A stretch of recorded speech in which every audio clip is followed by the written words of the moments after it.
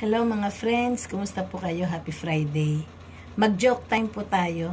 Kahit marami tayong problema, pampagaang ng feelings. Bigla ko naalala ngayong umaga, yung dati kong supervisor na kaibigan ko, no? Retired na siya. Ang sabi niya dati, Doxel, paano ka magtatanim ng mahabang talong at paano mo masisigurong ito nga ay mahaba? Sabi ko, sir, syempre depende naman yan sa lahi. Kasi ang mga talong at ang mga gulay, may kanya-kanya rin siyang mga klase. Sabi niya, paano mo nga masisiguro? Yung practical na paraan. Sabi ko, Sir Siret, alam niyo ang sagot? Magtanim ka daw muna ng mani.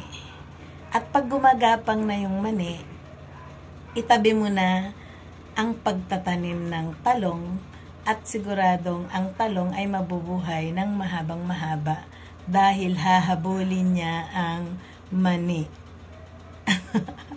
Thank you so much. Have a good vibes.